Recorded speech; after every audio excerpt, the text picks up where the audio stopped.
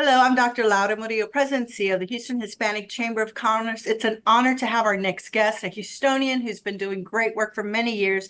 He's an attorney, a father, son, husband, and we are so proud of the work that he's done. A University of Houston graduate. And thank you so much for being with here, State Representative Armando Walle. Welcome.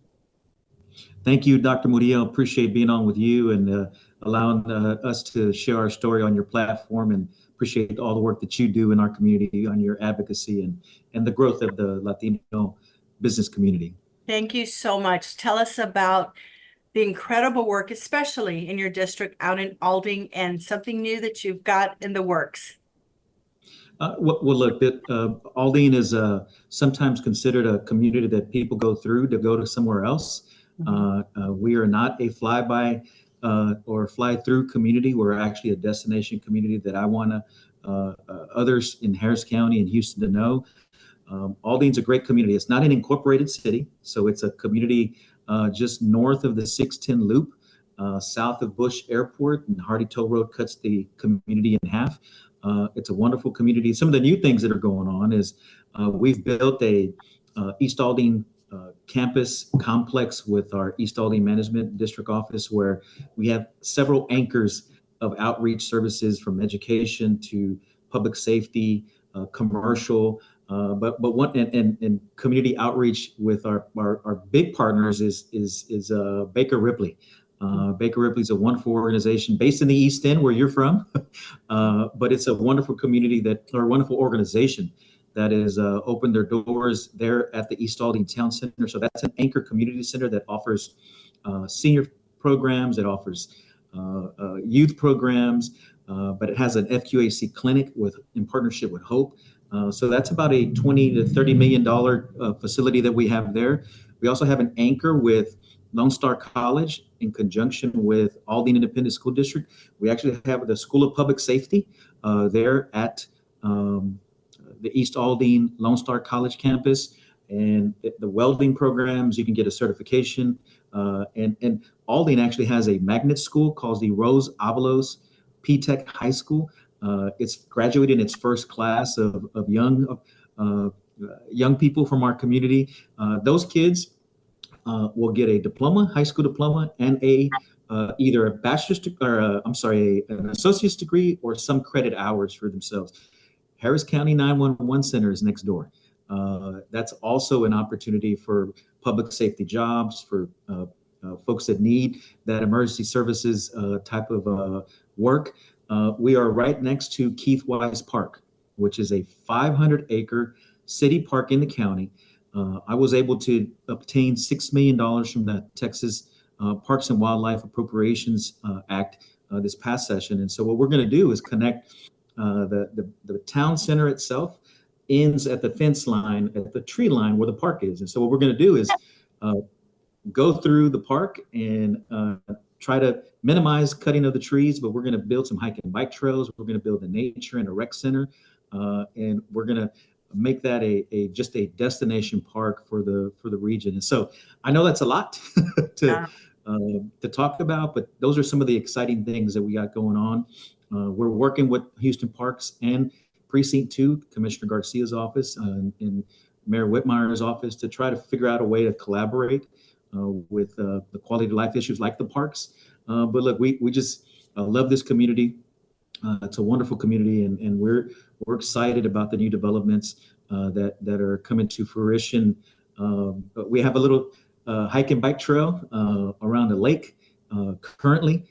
I ride my bikes there with my children, and my wife, and we love being able to represent this community. Well, and you've done a wonderful job. I did attend the groundbreaking, if you will, and I want people to know just how first class it is, and how the people in that community deserve something that is not only helping them get educated, but helping the economy.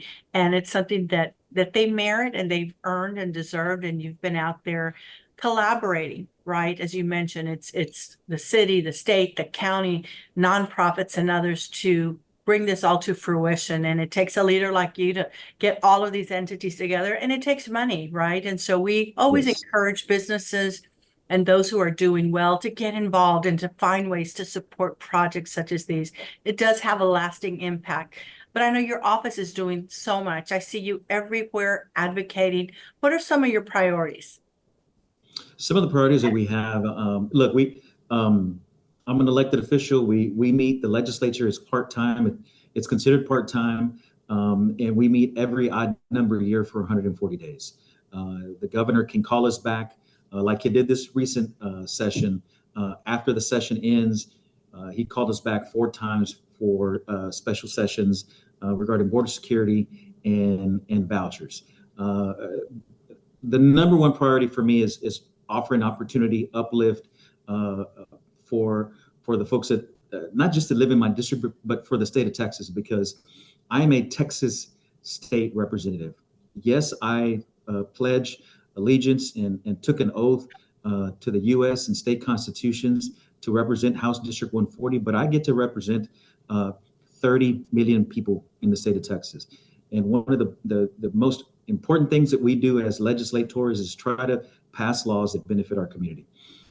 Part of that is I get to sit on the state budget. I've been one of 5 conferees to the budget on the House side. There's also equal number on the Senate side. I've been one of 10 people to help pass a $320 billion budget. The largest expenditure out of that budget. Under our state constitution, all we have to do is pass a budget and we can go home. That obviously is not what happens. There's,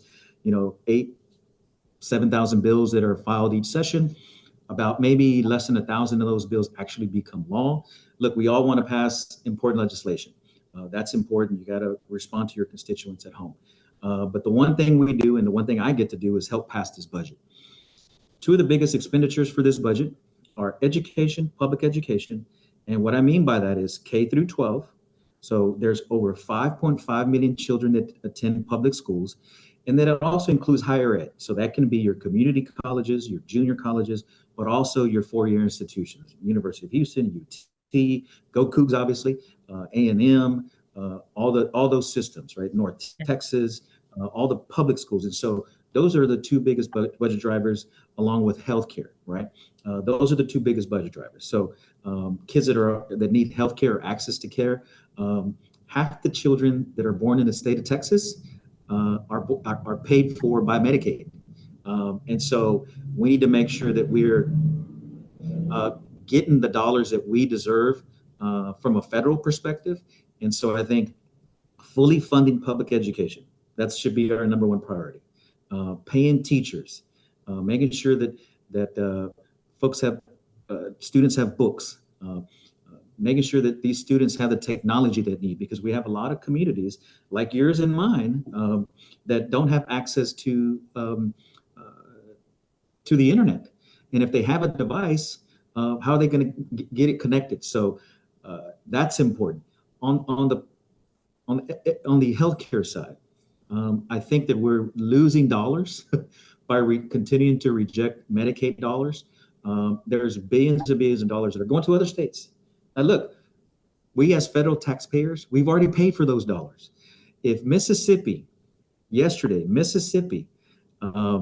overwhelmingly, and not a bastion of liberalism, Mississippi, if Mississippi, a Republican controlled Mississippi, can pass Medicaid expansion by a margin of, I think, 90 or 80 to 20, I'm not sure why Texas doesn't do the same. And so that would be my overall goal for Texas, is fully funding public education, because education is the key to opportunity. Yes.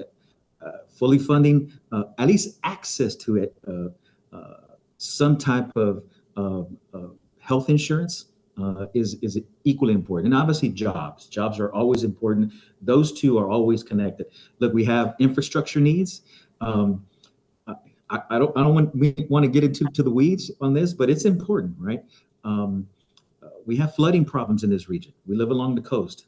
I've been able to secure millions of dollars for Harris County to build flood mitigation projects just recently, but close to about $100 million for the region. It's just important that where we live is close. We're about an hour away from the Gulf, and so having a safe, smart way to build infrastructure in our region is important, but also to bring those federal dollars, because these are, again, federal and state dollars that I've been fighting for the last at least 16 years that I've been in office. But since I've been in the legislature on the Appropriations Committee, I've been able to help secure more dollars for our region. Yes, and we'd say the most important committee is that of appropriations. And thank you for representing not only this region, but Texas. And as you mentioned, we need to access those dollars that should be coming our way and need desperately to get in the hands of those of the least among us. So thank you for your voice in the legislature and for all that you do for our region. We're extraordinarily proud of you, Representative Walle. Thanks for joining us. Thank you so much for the opportunity. Thank you.